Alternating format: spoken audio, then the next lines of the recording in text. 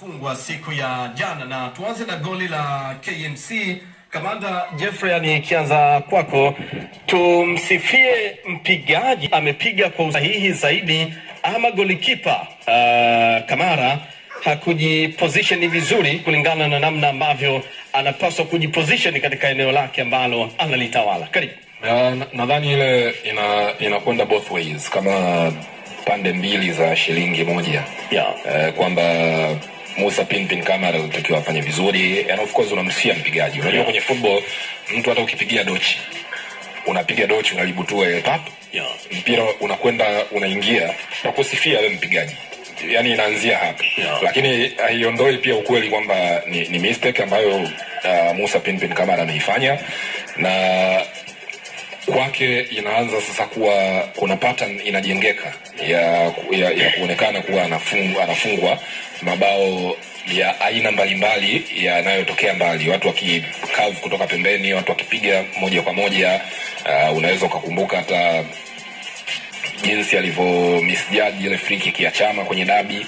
Ni mpira ambao ulikuwa unatoka nje, lakini yeye akaurudisha ndani. Lakini ukiondoa tu hivyo, ile ilikuwa ni free kick ambayo mwamuzi amenyanyua mkono indirect. Kwa hiyo ilitakiwa mpira uguswe na mtu mwingine kabla haujakwenda wavuni. Kwa hiyo yeye hata angeuacha tu alafu ukatumbukia wavuni, lisingekuwa goli. Kwa hiyo unapata picha kwamba ana changamoto moja, either labda uwezo wake wa kuona mbali mipira ikiwa inakuja.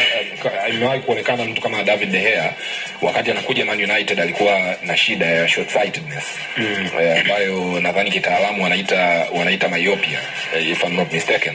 Akalazimika kufanyia upasuaji ili kuicorrect hiyo shida na ikaja kukaa sawa. Or maybe ni udhaifu wa kiwanjani, kwamba ana misjudge ule mpira ukiwa unatoka, anashindwa kuona vizuri. Kwa sababu kwa mfano kwa kesi ya goli kama alilofungwa kwenye dabi, ile ni scenario ambayo alifanya mistake ambayo alisaidia timu kupata goli kwenye mchezo muhimu. Na ukiangalia kwa mfano kwenye mechi dhidi ya Al Nassr, lilikuwa ni shuti ambalo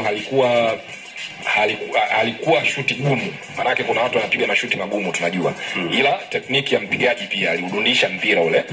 Kwa hiyo you get the feeling kwamba kocha wa goalkeeper wa Simba, Wayne Sunderland, anatakiwa afanyie kazi huo udhaifu. Either azungumze naye kwamba aongeze concentration levels, kwa sababu goalkeeper kuna wakati unaweza ukatoka mchezoni. Yani mechi ile inavyoendelea ukatoka mchezoni kidogo, watu wamepiga, umechelewa, watu wanafunga. Kwa hiyo ni mistake ambazo anazifanya mara kwa mara, ambazo by now tuna ushahidi wa kutosha sasa kwamba hili limekuwa ni tatizo ambalo maybe hata wapinzani wanaweza wakalipoint out kwamba bwana, huyu kipa ana udhaifu kwenye long range shots. Kwa hiyo ukijaribu tu atauona either mpira unakuja vibaya ama itakuwaje. Lakini pia mabeki wana eneo lao. Kwa mfano goli hili la mechi dhidi ya KMC, mabeki wa Simba walimpa muda sana yule jamaa kwenye akiwa na mpira, mpaka anachagua sehemu ya kumpigia kipa, and that doesn't exempt kipa kwenye kosa lake. Lakini mabeki wana eneo lao.